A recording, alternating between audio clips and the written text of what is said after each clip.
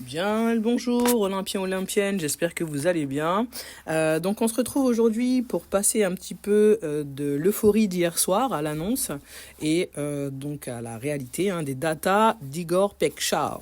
Donc Igor est né le 28 juin 2000 à Macapá. Donc c'est un ailier gauche pied droit d'1,68 m. Il rejoint donc Rotterdam Feyenoord en août 2022.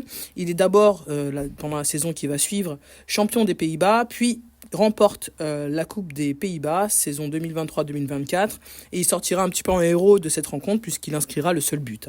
Le but salvateur, bien sûr. Donc, la saison dernière, c'est 34 matchs, 16 buts et 10 passes D en championnat. Et en Ligue des Champions, des stats un petit peu moins bonnes, mais bonnes quand même. 11 matchs, 2 buts et 4 passes D. Donc dans la première stat, on voit le détail des buts marqués. On retrouve bien le pied droit affirmé de ce joueur. Le pied gauche, il y a des tentatives, mais c'est pas réellement là où il excelle. Donc on a un joueur qui tire principalement dans l'intérieur de la surface. Donc on voit bien 81% de ses tirs sont tirés à l'intérieur de la surface. La tête, on a un petit pourcentage aussi.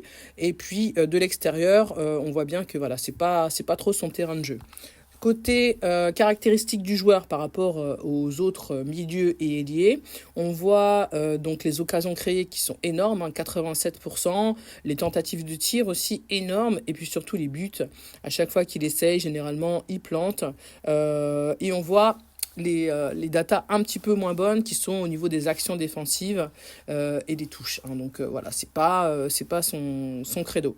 Donc ensuite, on a d'où il tire. Alors, il tire de partout. C'est un malade mental.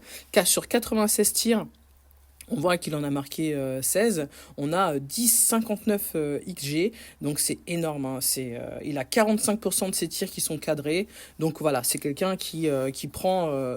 toutes les occasions sont bonnes. On va le simplifier comme ça. On va le résumer comme ça. Donc, au niveau des autres datas, donc les tirs, on a vu. Au niveau des passes, on voit que la précision des passes et la précision des centres, la précision des passes longues également, c'est pas son truc. On voit bien que tout le reste, c'est vert. Là, on est sur des stats qui sont pas énormes. Les dribbles réussis aussi et les balles perdues, donc c'est pas terrible. En défense, je m'attendais à des choses de plus, à des stats moins bonnes, et au final, je suis plutôt agréablement surpris. Niveau défense, c'est pas quelqu'un qui se laisse faire. Il reste sur ses positions. Les dribbles subis, il y en a très peu. Des fautes, il y en a très peu. Les récupérations, il y en a énormément. Les duels remportés aussi, on voit bien que il est très très bon. Les tacles réussis. Donc niveau défense, c'est pas mal. C'est mieux que ce que je pensais. Donc voilà, en quelques mots, vous avez quelques datas.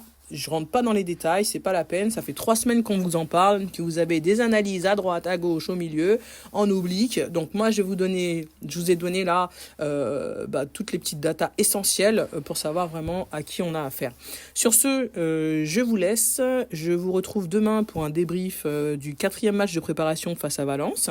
Et puis d'ici là, portez-vous bien. Allez, salut la MIF!